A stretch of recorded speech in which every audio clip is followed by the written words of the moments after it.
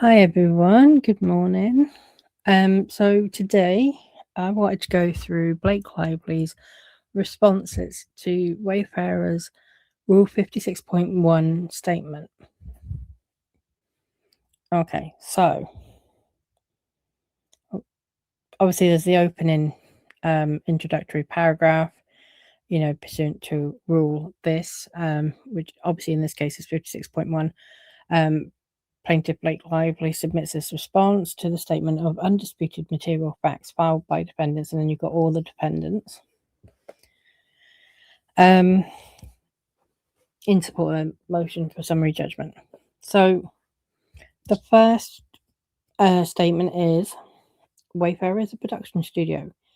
It aspires to create purpose-driven films intended to inspire connection and promote social change through authentic, impactful storytelling and fresh creative voices.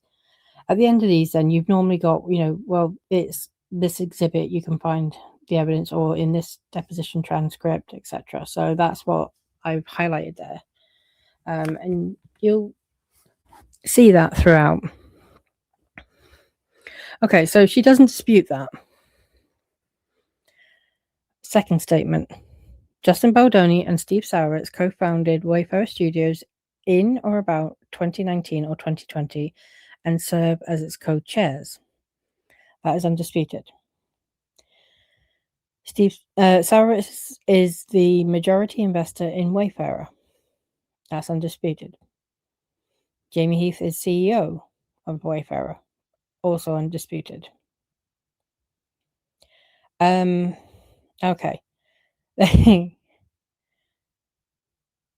Right. Baldoni is an acclaimed actor, director, and author. Before the events giving rise to this dispute, he was one of the stars in the acclaimed Golden Globe-nominated television show Jane the Virgin. He also produced and directed 2 prior feature films, 5 Feet Apart and Clouds, together with CBS Films and Warner Brothers, respectively. So, it's undisputed as to the characterization of Baldoni and Jane the Virgin being acclaimed, and it's undisputed except as to the characterization of Baldoni and Jane the Virgin being acclaimed, which just seems a bit bitchy. And in the case of Jane the Virgin, Golden Globe nominated. So she is disputing that Jane the Virgin is a Golden Globe nominated TV series. And then she says, which the cited evidence does not support. Now, it is Golden Globe nominated for musical or comedy. Also, Gina Rodriguez won Best Actress, I believe, for it. Both of those events happened in 2015, actually. So in 2015, Jane the Virgin was nominated for a Golden Globe for the series itself, and Gina Rodriguez, as the lead actress who plays Jane, won a Golden Globe for Best Actress. So that just feels a bit kind of catty. It's not too difficult to find evidence of that, which is frustrating. Frustrating how little research Lively does before spouting the crap that she does. Baldoni has written 2 books on gender-related topics, focusing on the question of masculinity and addressing other issues. Among other issues, the importance of mutual consent, one of which was a New York Times bestseller. Baldoni has also hosted a podcast called Man Enough, concerning the same and similar topics. Blake Lively, undisputed.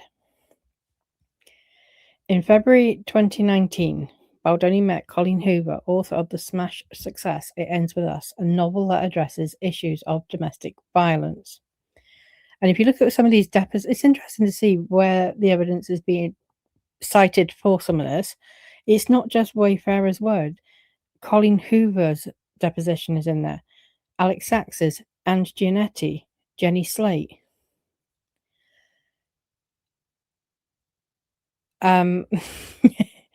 Lively twists of words. Undisputed that the book It Ends With Us addresses issues of domestic violence alongside a theme of female empowerment. So she can't just say undisputed. She has to expand. Okay, next point. Baldoni and Hoover discussed how the book could be adapted into a film, and on May 8th, 2019, Hoover agreed to sell Baldoni the rights for a film, in part due to Baldoni's ability and experience approaching sensitive topics in his prior films. And then, then we get a little quote there, Hoover writing, "You get the book, and based on the magnificent adaptation you did of 5 Feet Apart, I'm confident you could do this book justice and that our visions will align." That's a quote from Hoover that Wayfarer put in their response. Also, Hoover also suggested that Baldoni play the lead role of Kyle. Lively. Undisputed, except as to the assertion that May 8th, 2019 is the date on which Colleen Hoover agreed to sell the rights for a film, which the cited evidence does not support. So she agrees with all of that, including that Hoover recommended Baldoni to play Ryle, but she's going to quibble over the date. Which I'm laughing, right? But in reality, like if there's an email that says if the email says a different date, and maybe Wayfarer have made a typo or something like that, she does have to point that out. If she notices it. Okay. In September 2022, Baldoni and Wayfarer sought to and eventually did partner with No More, an organisation dedicated to ending domestic and sexual violence in connection with the film. Together, Wayfarer and No More plan to use the film as an opportunity to raise awareness about domestic violence and to provide education, resources and support for survivors. Lively's response: undisputed, except as to the assertion that Wayfarer planned to use It Ends With Us as an opportunity to raise awareness about domestic violence, which the cited evidence does not support. I mean, I do think that always was the intention, but hey ho. Okay, so something is redacted.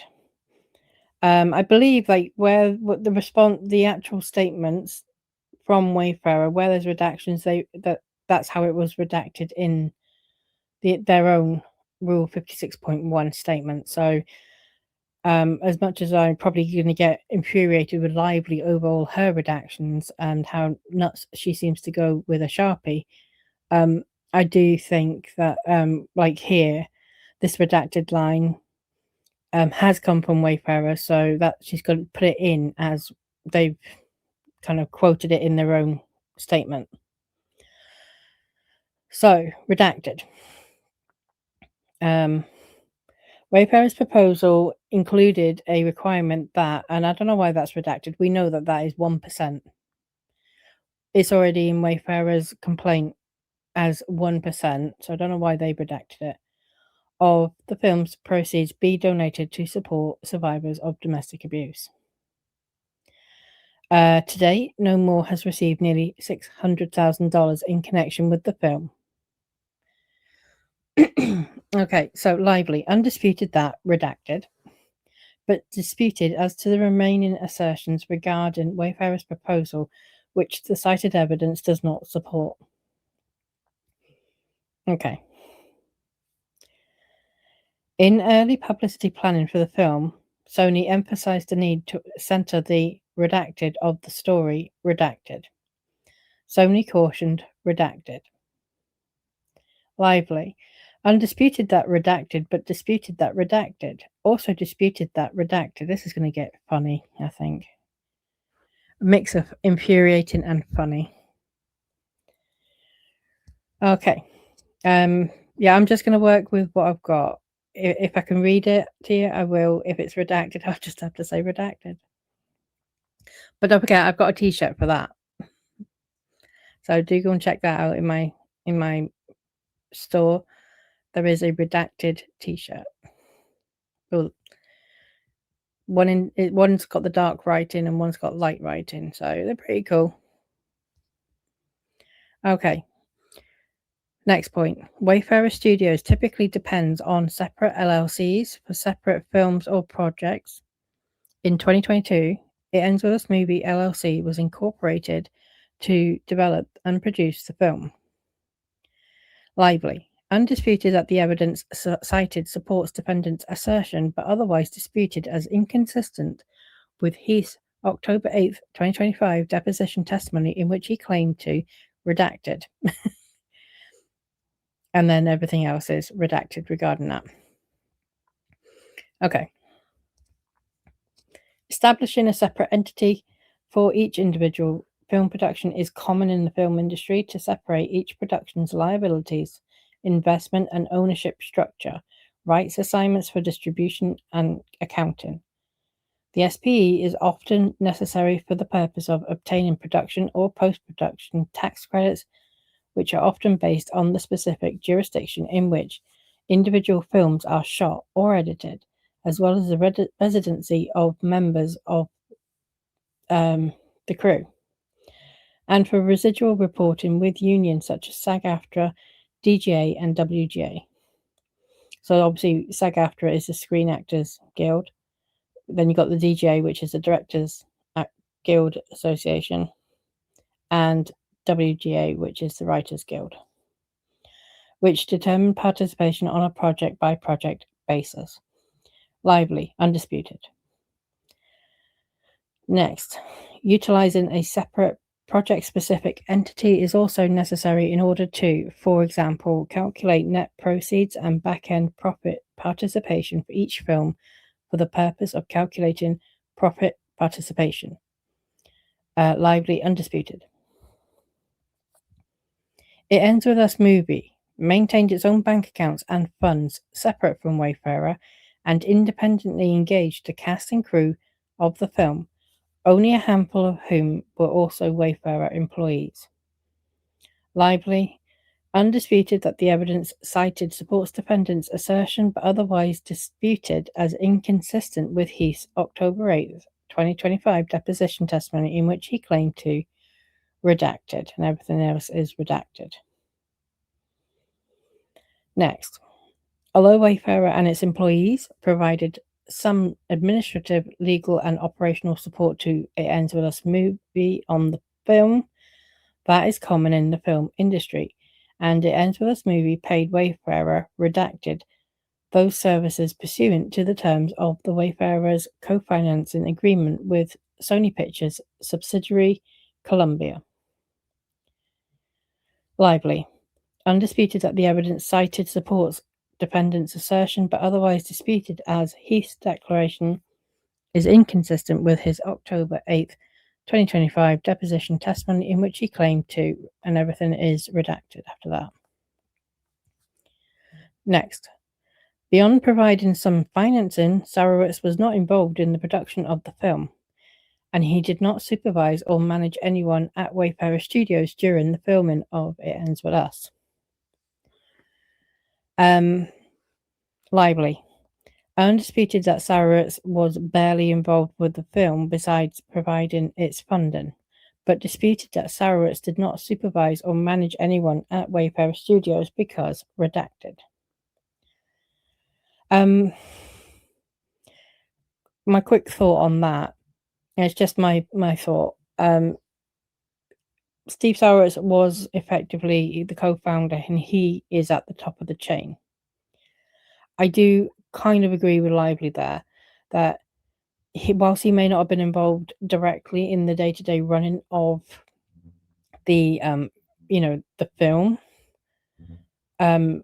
he can't really sort of say, well, I'm not involved with supervising anyone or managing anyone. He is.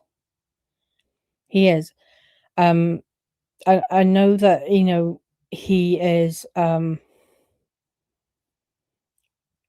predominantly he's kind of the financial input guy, but I think, like in his deposition, his name, his signature was on like the employee handbooks, etc., by his own testimony.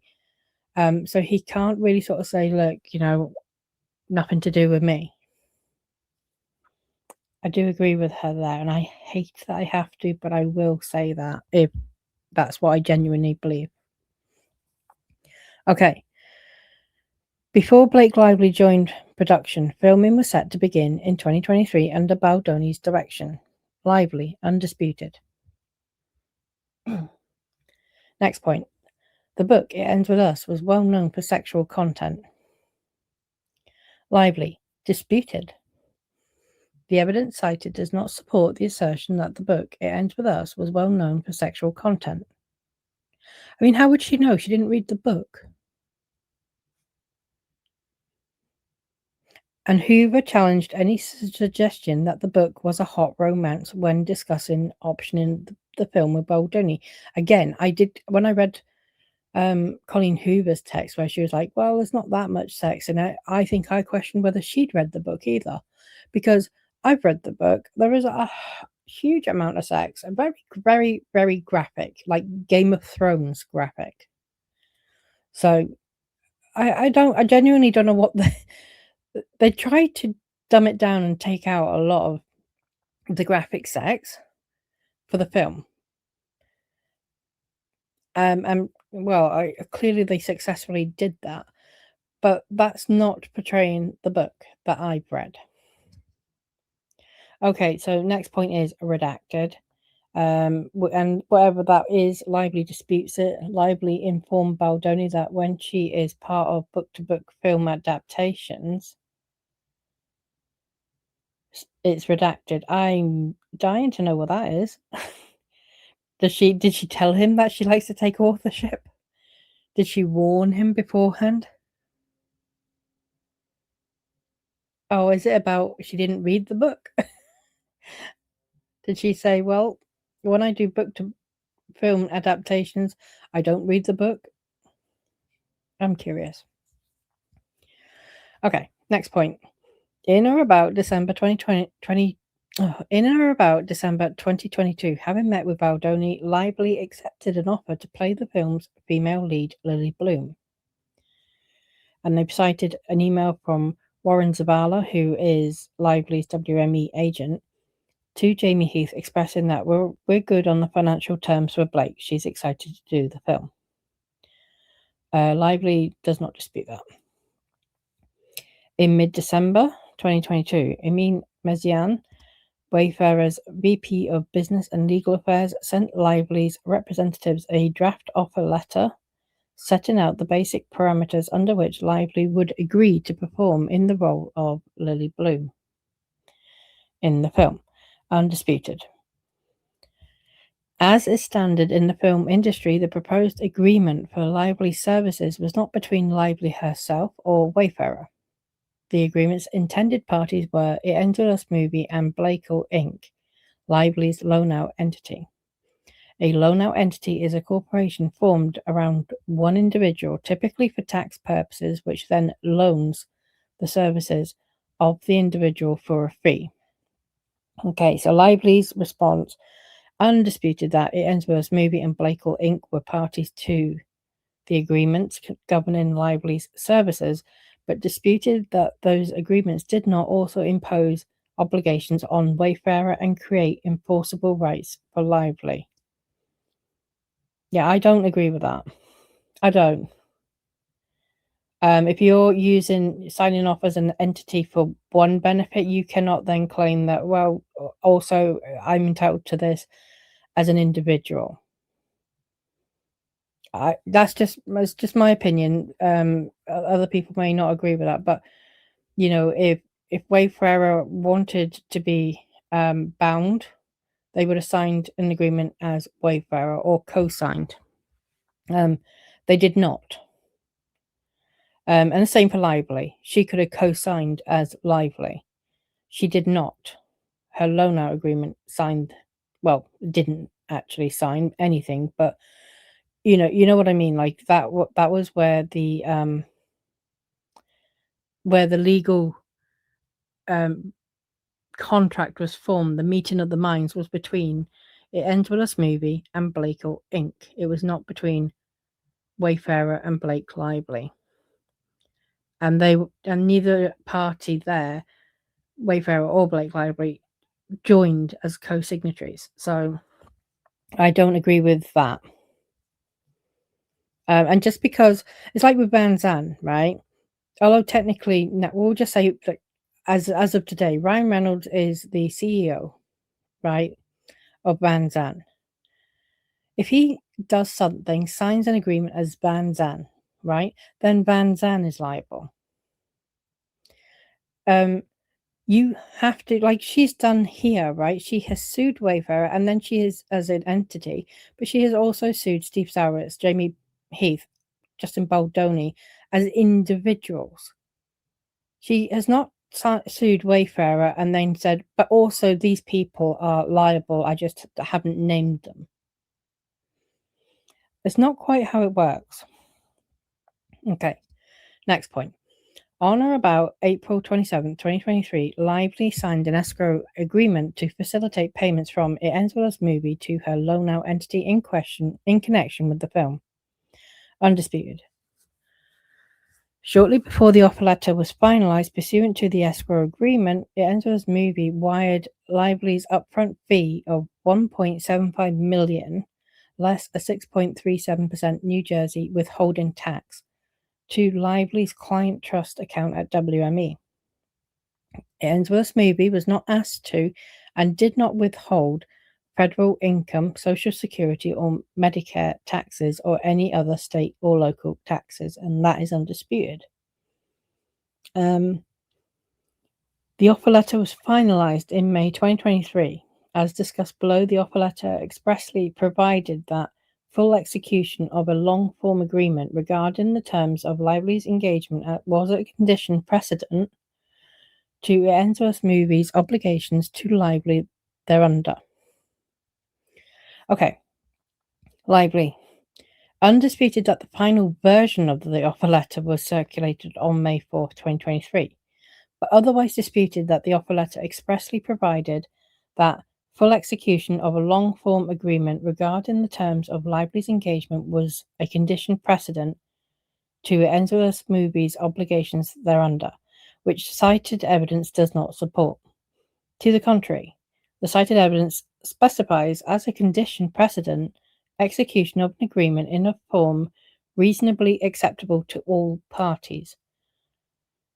Wayfarer and Lively respectfully refers the court to the cited source for its complete contents and disputes any summary or interpretation inconsistent therewith. Further disputed that paragraph 13 of the offer letter was an ongoing and operative part of the parties' agreement.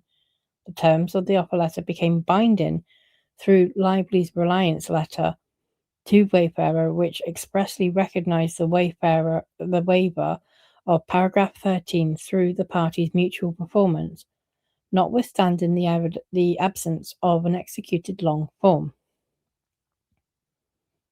Okay. And she quotes that letter.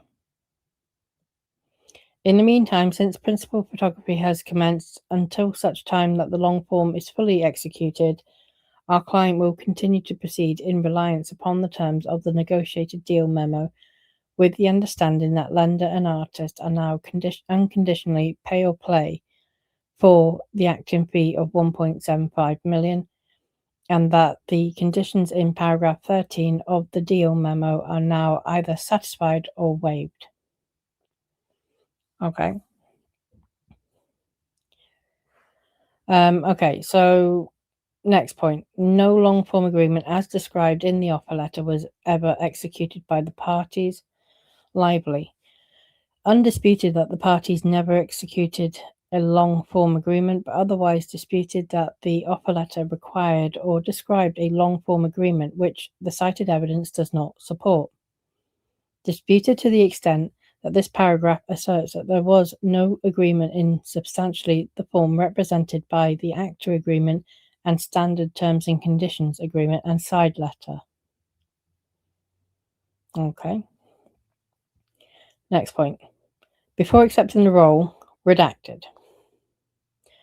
The script Lively reviewed included scenes of sexual intimacy, intimate partner violence, and attempted sexual assault.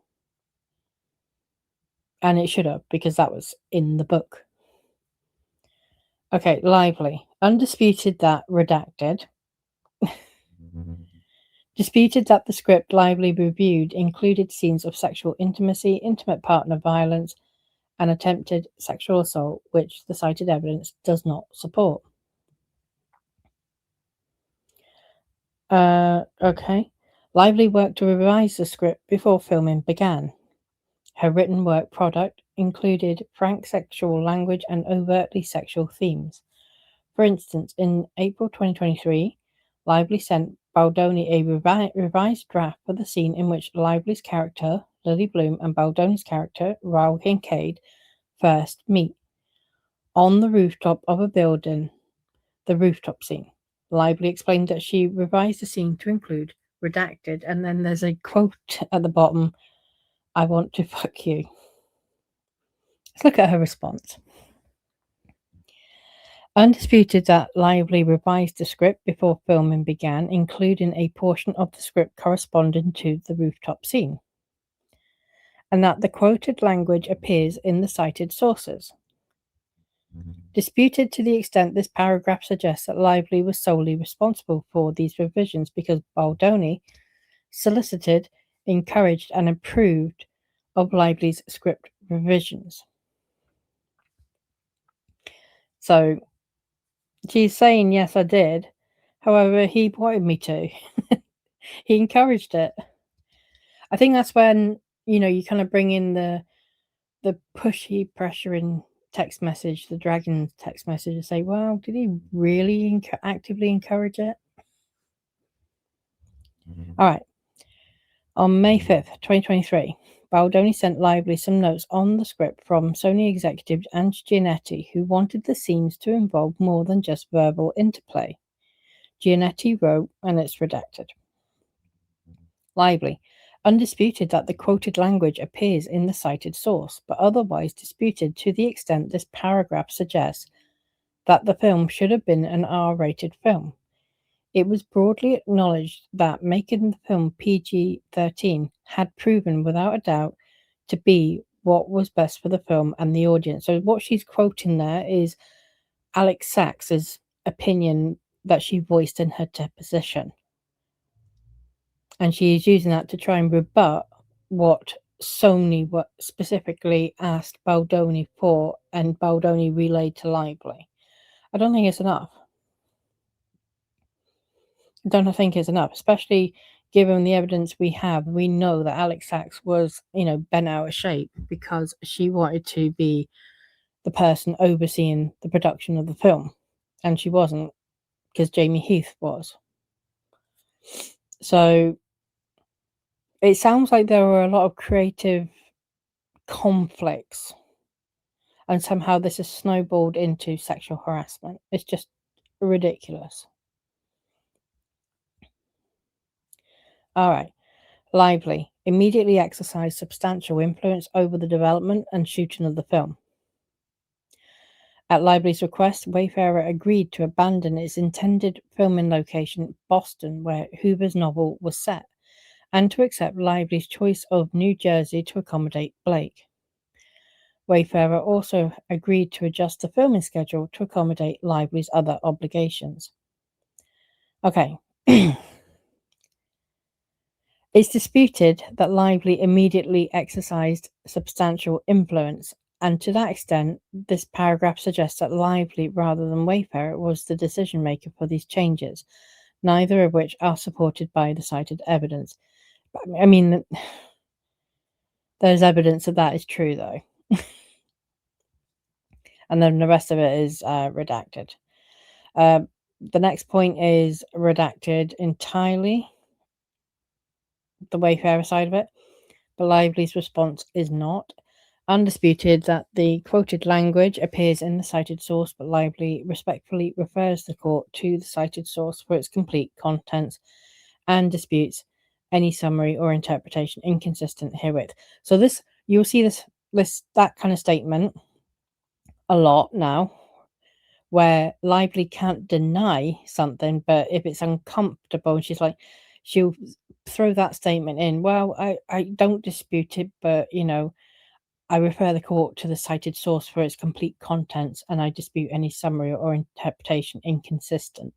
So where she'll just kind of throw in that almost is implying that there's yeah, okay, it's true, but there's more context or something like that, and I want the court to go and look at the entire source. So I won't explain that again. When I read that, that's what that means, in my opinion. But yeah. But she does kind of use it where I feel she would dispute something if she could, but she can't because the evidence is very clear. And then she's like, yeah, but there's more nuance. That's what that paragraph is kind of saying. Okay, next point. In a February 8th, 2023 voice memo, Lively asked if the start of shooting could be pushed back because she redacted. And here we go. Undisputed that the quoted language appears in the cited source, but Lively respectfully refers the court to the cited source for its complete contents and disputes any summary or interpretation inconsistent therewith. So there's obviously a voice memo where she does say that, and Wayfarer is saying, well, she says this in this voice memo. And her response is, well, I can't dispute that the quoted language appears, but, court, can you go and look at the whole thing for context? So, okay. On February 9th, 2023, in response to Baldoni's comment that Lively must redacted after resolving a personal dilemma, Lively responded, redacted. Baldoni disliked Lively's self-depreciating joke.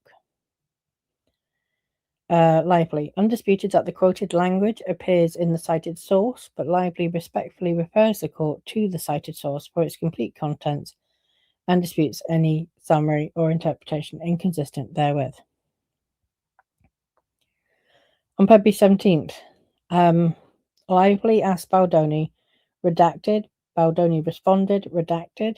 And again, we got the same quote, undisputed, but, court, go and look at the cited source for its complete contents. The same day, February 17th, Lively told Warren Zavala, her agent at WME, redacted. Again, same, undisputed, but I'm just going to say that now going forward instead of reading the whole thing. Undisputed, but, right, we all know now what that means.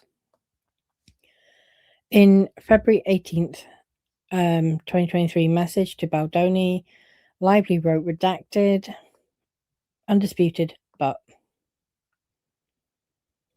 On April 8th, 2023, Lively sent Baldoni her proposed revisions for the rooftop scene in which two main characters first meet. That's undisputed. The next point is completely redacted. Lively's response, undisputed that the quoted language appears in the cited source, but disputed that, and then that's redacted. And then Lively refers the court. The but comes in. The next point is completely redacted. Lively disputed that, redacted, which is not supported by the cited evidence. Undisputed that the quoted language appears in the cited source, and then the but comes in. On April 14th, 2023, Baldoni told Lively he liked the revised scene. He added that he redacted. Lively explained that redacted. Undisputed that the quoted language appears, but. And then she adds something as well. Respectfully refers the court to the full documents for the complete contents, including that, and something's redacted. Okay, now we're getting interested.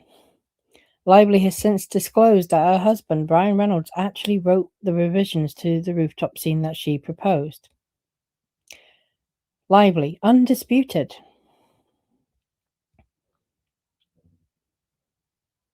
I mean, how bad is that? That someone was she's saying she had no power, but she literally authorized her husband to rewrite a script that he had no business rewriting, no authority. And then she hid it. She hid it from everyone until the red carpet when there was nothing that anyone could do about it. The film was released.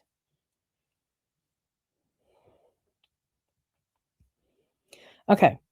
Wayfarer has a set of industry standard policies and procedures in place to prevent harassment, discrimination, and retaliation. Okay, then it's just a quote then.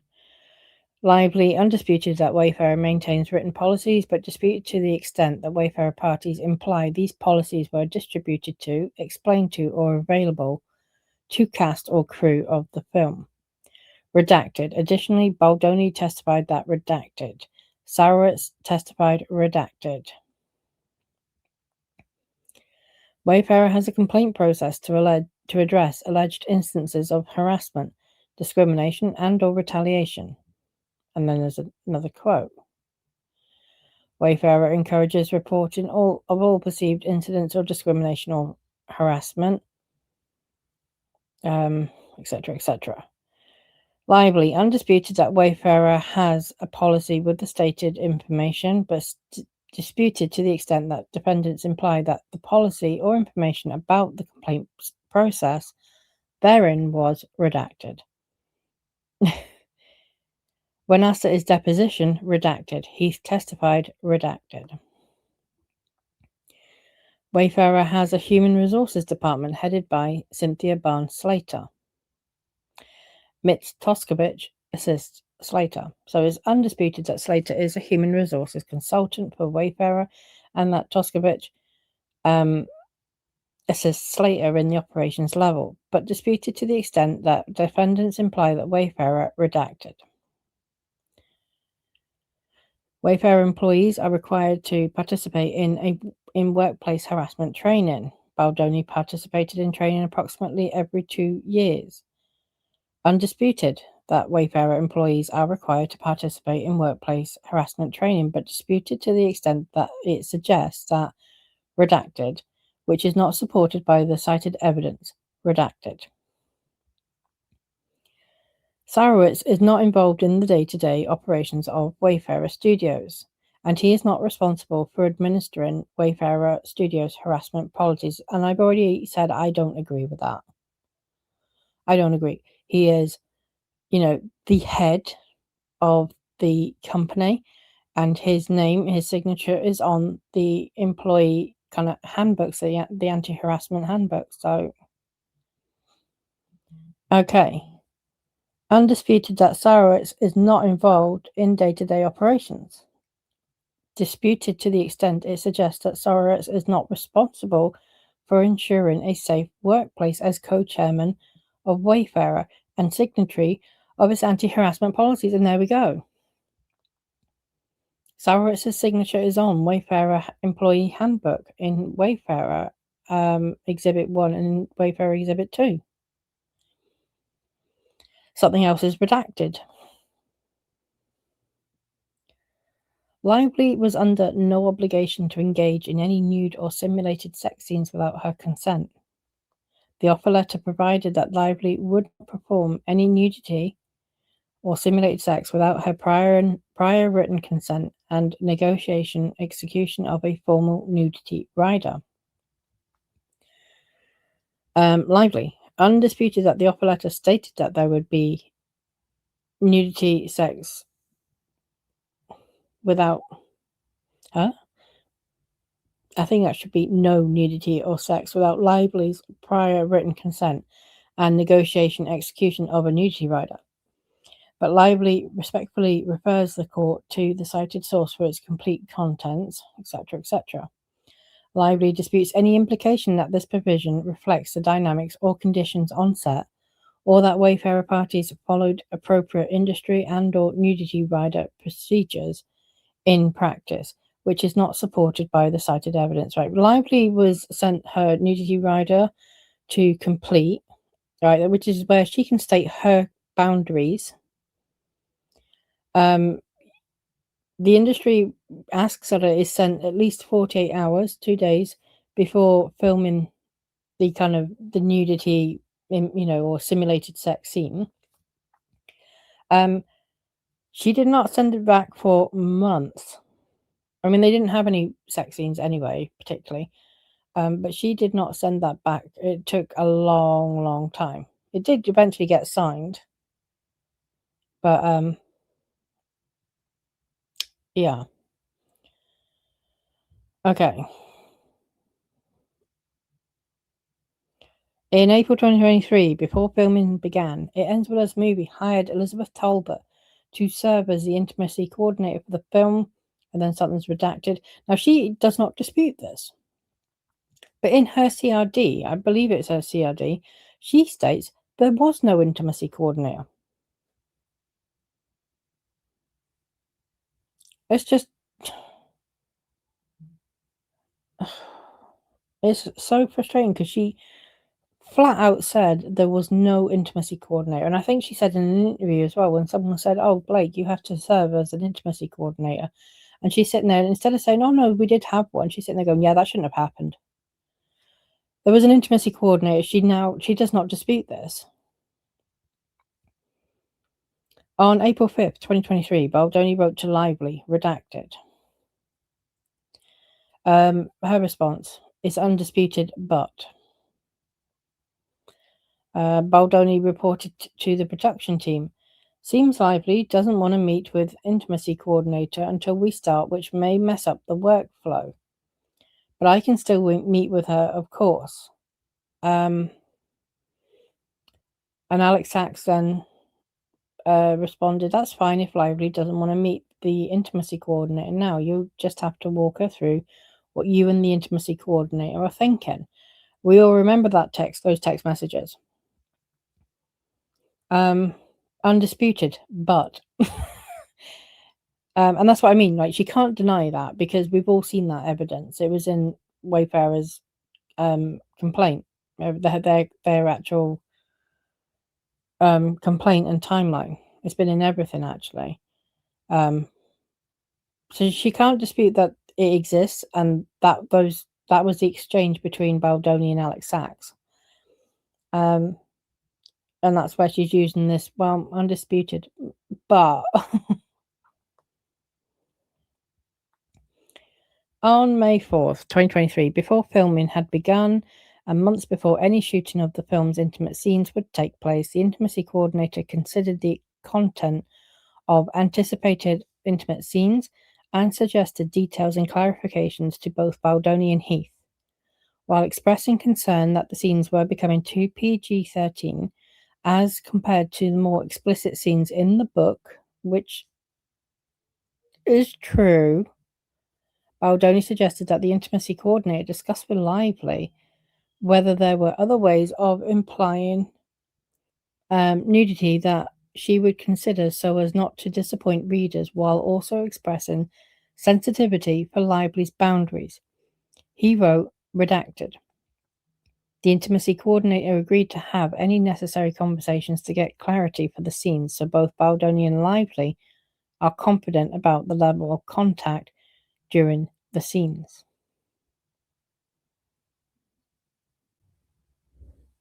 Okay, so Lively. Undisputed that the quoted language appears blah blah blah, but, and then the next part is redacted. Although it looks like the Wayfarer have used Lizzie Talbot's deposition for it. She's the intimacy coordinator. Lively, undisputed, except to the extent that it suggests, redacted. And then next point, that same day, and then everything's redacted. Lively, undisputed. On or about May 8th, 2023, Lively and Baldoni were provided with nudity riders detailing their consent and boundaries concerning intimate scenes.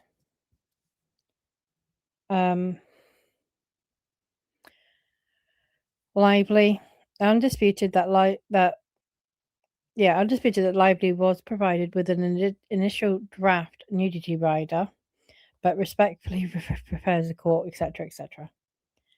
On May 5th, 2023, Edwards Movie held a Respect in the Workplace Preventing Discriminatory Harassment and Retaliation meeting.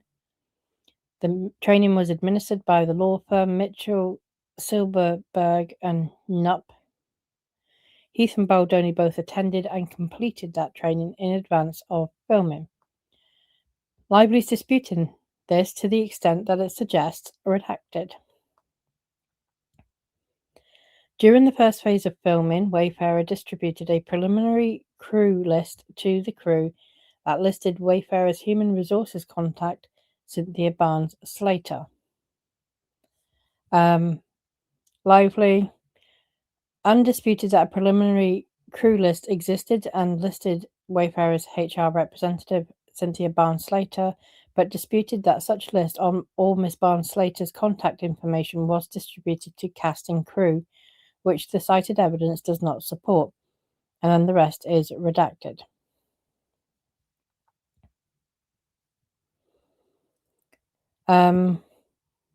Next point, all cast and crew were provided daily call sheets on the evening before each day of filming, which included a hotline number for workplace complaints, including sexual harassment, that directed them to a third-party organisation to assist with any complaints. And then something's redacted. Sorry. Losing my voice today again. Okay. Lively. Undisputed that daily call sheets were provided before filming days, but disputed that the hotline number was for workplace complaints, including sexual harassment, and directed any person to an organisation to assist with any such complaints. I feel like we're splitting a hair here. The call sheets in the exhibits list a safety hotline with a number for vigilant EHS, environmental health and safety. The cited materials do not state that the hotline was intended for reporting sexual harassment, nor that cast or crew were informed that it could be used for such complaints. Heath testified that he redacted. Wayfarer exhibit does not include any call sheet or reference to a call sheet. I'm going to just do this last bit at the bottom here, and then I'm going to cut the video here. Pages in, it's 259 pages, so I'm going to do part 1, part 2, part 3, I think. Okay. Filming began on May 15th and then stopped of June 14th, 2023, in deference to labour strikes by Writers Guild of America and SAG-AFTRA. And that is undisputed. Okay, guys, we will be back soon with the next part.